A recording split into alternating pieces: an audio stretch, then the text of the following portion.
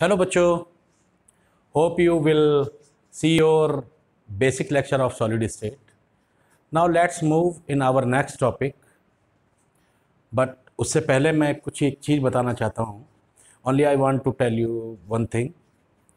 Whatever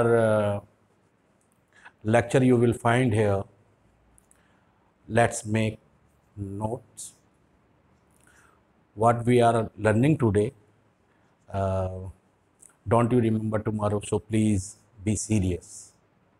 okay तो अब चलते हैं अपने नेक्स्ट टॉपिक की तरफ. ठीक है, जो कि है टाइप्स ऑफ सॉलिड.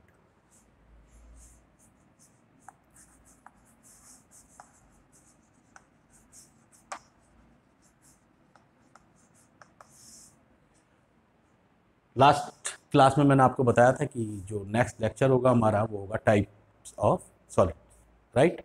तो इसमें जो सबसे पहले आता है बेटा वो है आपका मेटेलिक सॉलिड.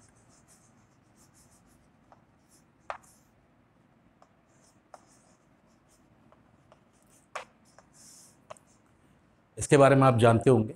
अगर मैं इसके एग्जाम्पल की बात करूं तो इसके एग्जाम्पल बनेंगे बेटा Zn, Cu, Ag, Au, right बच्चों. और ये वो सॉलिड है जहां पर मेटेलिक बॉन्ड बनते हैं.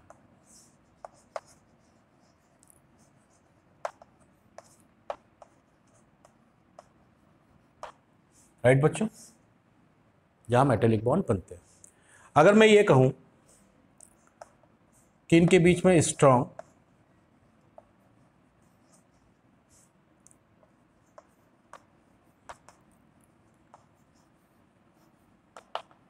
Electrostatic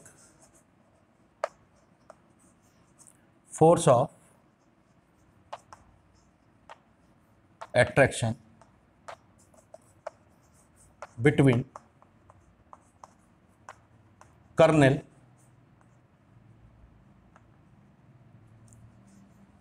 and core. तो मेटेलिक सॉलिड है, उसके एग्जांपल जिंक है, कॉपर है, सिल्वर है, गोल्ड है.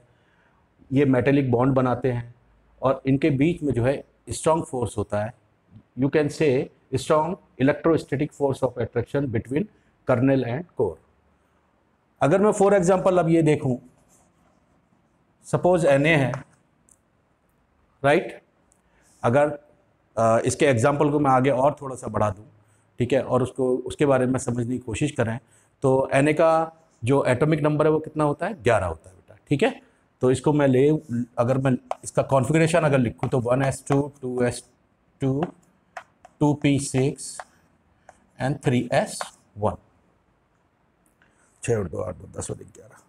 अगर मैं इसकी बात करूं तो इसको बेटा बोलते हैं वैलेंस शेल इलेक्ट्रॉन, राइट. और इसी को ही अपन बोलते हैं कोर इलेक्ट्रॉन. जो वैलेंस शेल में इलेक्ट्रॉन पड़े हुए होते हैं उनको हम बोलते हैं कोर इलेक्ट्रॉन. अब अगर मैं इसको प्रोसेस को आगे बढ़ाऊं तो अगर मैं देखूं, आप जानते हो कि मेटल जो है तुरंत अपना आयन को जो है डोनेट कर देता है, राइट. क्यों कर देता है आप भी जानते हैं, क्योंकि उनकी आयोनाइजेशन एनर्जी जो है बहुत लो होती है. ठीक है, आयोनाइजेशन एनर्जी उनकी वैल्यू जो है वो बहुत लो होती है. तो अगर मैं बात करूं Na की तो Na अपना एक इलेक्ट्रॉन देकर के Na पॉजिटिव में कन्वर्ट हो जाता है. इसी इलेक्ट्रॉन को बच्चों हम बोलते हैं कोर इलेक्ट्रॉन, या यू कैन से इसी इलेक्ट्रॉन को हम मोबाइल इलेक्ट्रॉन के नाम से भी जानते हैं.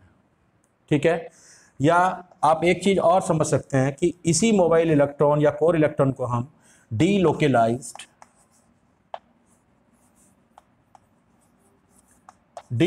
इलेक्ट्रॉन के नाम से भी जानते हैं. अब यहाँ पर मैं एक चीज़ क्लियर कर देना चाहता हूँ. ये जो दोनों चीज़ें हैं बेटा, इसके बारे में मैं अभी और थोड़ा एलिब्रेट करके बताता हूँ. पहले इसको समझ लो. जहाँ पर इलेक्ट्रॉन जो है फ्रीली मूव करते हैं, पहले कोर इलेक्ट्रॉन के बारे में समझ लीजिए, नहीं तो कंफ्यूज हो जाएंगे. ठीक है, कोर इलेक्ट्रॉन वो इलेक्ट्रॉन होते हैं जो बॉन्डिंग में पार्टिसिपेट नहीं करते हैं बेटा. ठीक है, जो फ्रीली मूव करते हैं. और मोबाइल इलेक्ट्रॉन उसको कहते हैं जो फ्री इलेक्ट्रॉन होते हैं, फ्रीली मूवमेंट जिनकी रहती है उनको मोबाइल इलेक्ट्रॉन बोलते हैं। और डीलोकलाइज के बारे में आप शायद जानते होंगे, ठीक है, हैव नो स्पेसिफिक लोकेशन। अगर आप जानते होंगे, अगर सपोज बेंजीन है, ठीक है, बेंजीन में आपने देखा होगा कि ये जो इस तरीके की मूवमेंट होती है पाई इलेक्ट्रॉन की, ठीक है, इट्स ए डीलोकलाइज्ड, ठीक है, तो उन्हीं को डीलोकलाइज इलेक्ट्रॉन बोलते हैं। और यहाँ पर एक खास बात और है, इसी कॉम्बिनेशन को जहाँ पर कैटायन एनायन, ठीक है, जुड़े रहते हैं या बने रहते हैं, उसको हम एक चीज़ से और जानते हैं, उसको पूल और सी मॉडल भी बोलते हैं, जहाँ पर इलेक्ट्रॉन फ्रीली मूव रहते हैं, ठीक है, फ्री मूवमेंट में रहते हैं। अब अगर कोई मेटल है, इसको मैं थोड़ा सा और बता देता हूँ।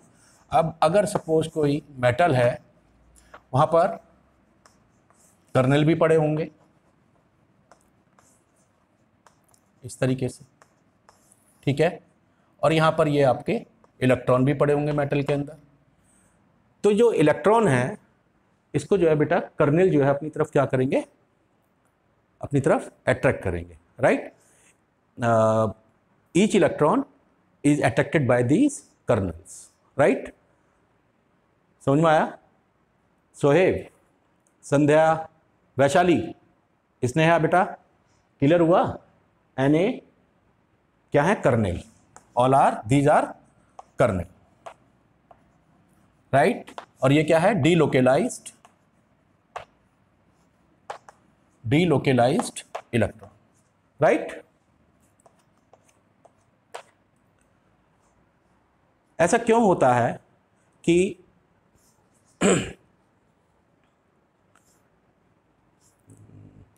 इसके आगे और बताने की ऐसी कोई खास जरूरत नहीं है, बेसिक टॉपिक है वैसे ये, ठीक है। इतना समझ लीजिए, इस तरीके की बॉन्डिंग जो है मेटल्स के अंदर होती है, राइट, जहाँ पर कर्नेल और डीलोकलाइज इलेक्ट्रॉन होते हैं, इलेक्ट्रॉन को जो है कर्नेल जो है अपनी तरफ अट्रैक्ट करते हैं। तो इस तरीके से क्या है कि मेटल में जो है बॉन्डिंग होती है। एक चीज़, बेसिक चीज़ है, उसको याद रखना कि जिसमें जितने ज़्यादा बैलेंस इलेक्ट्रॉन होते हैं, ठीक है, बॉन्डिंग उतनी ही स्ट्रांग होती है, राइट। और बॉन्डिंग जितनी ज़्यादा स्ट्रांग होगी, ठीक है, उस मेटल का मेल्टिंग पॉइंट और बॉइलिंग पॉइंट उतना ही क्या होगा? ज़्यादा होगा। सपोज Na के पास एक इलेक्ट्रॉन है, ठीक है, समझ रहे हैं ना? नहीं समझे तो Na को मैं नाइफ से जो है आराम से काट सकता हूँ। क्यों? क्योंकि बॉन्डिंग इसकी बहुत मतलब कहने का सेंस है कि कर्नेल जो है, मतलब बैलेंस इलेक्ट्रॉन इसके पास कम होते हैं, राइट। तो इसको मैं नाइफ से भी काट सकता हूँ। क्यों? क्योंकि मेटल जो है ये ज़्यादा हार्ड नहीं होती। अगर बॉन्ड बैलेंस इलेक्ट्रॉन जितने ज़्यादा होंगे, बॉन्डिंग उतनी ज़्यादा होगी, melting point, boiling point high होंगे, और मेटल जो है उतनी ज़्यादा हार्ड होगी। तो इसके पास कम होते हैं, इसलिए इसको नाइफ से काट सकते हैं। अगर मैं बात करूँ Fe की, राइट, Fe के जो बैलेंस इलेक्ट्रॉन है वो कितने होते हैं? 8 होते हैं ना? हाँ, 8 होते हैं। 4s2 8 बैलेंस इलेक्ट्रॉन होते हैं।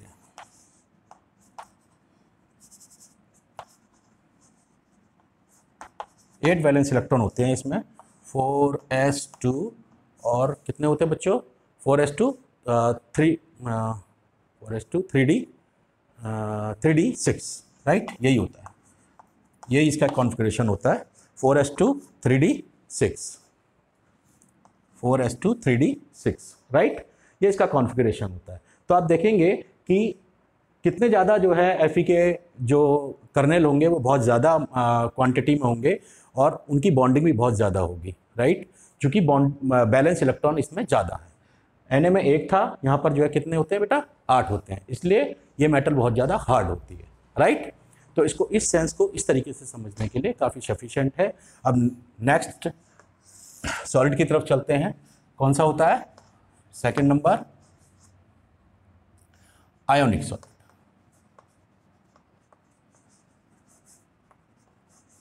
आयोनिक सॉलिड, अगर मैं इसके एग्जाम्पल की बात करूं, ठीक है, NaCl, K2SO4, ठीक है, सोडियम क्लोराइड और K2SO4। अगर मैं इसको आयोनाइज करके देखूं तो Na पॉजिटिव और Cl नेगेटिव। तो इसको समझने का सबसे अच्छा तरीका है कि जहां पर आप आयोनाइजेशन देखें, मतलब आयन देखें, ठीक है, वो आपका किस में रखा जाएगा, सब आयोनिक सॉलिड के अंदर, राइट। मोस्टली आप कह सकते हैं कि जितने भी एल्कली, यहाँ पे मैं एक नोट लिखा देता हूँ, नोट कर लीजिए बेटा, एक मोस्टली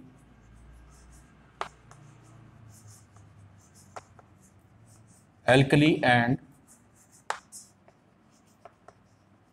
एल्केलाइन अर्थ मेटल्स होते हैं, उनमें जो है found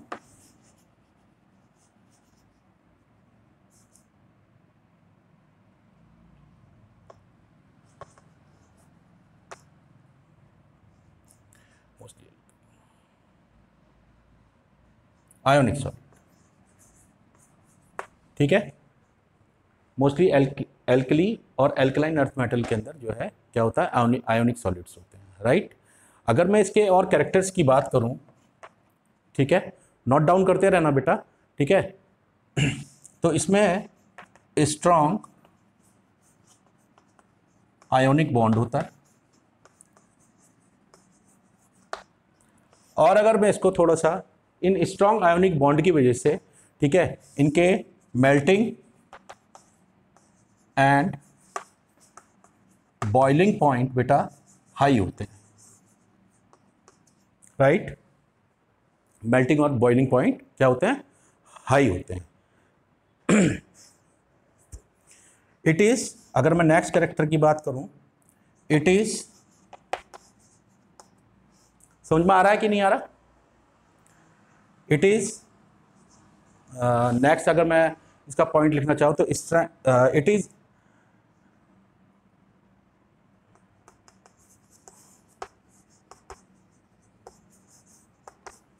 is electrostatic attraction between cation and anion, ठीक है। तो अपन जो है इस तरीके से जो है मेटेलिक सॉलिड को समझ गए, आयोनिक सॉलिड को समझ गए, ठीक है। इसको स्क्रीनशॉट ले लो, जल्दी से नोट कर लो, फिर आगे इसके दो बचे हैं, ठीक है, एक कोवैलेंट सॉलिड और एक मॉलिक्यूलर सॉलिड, राइट।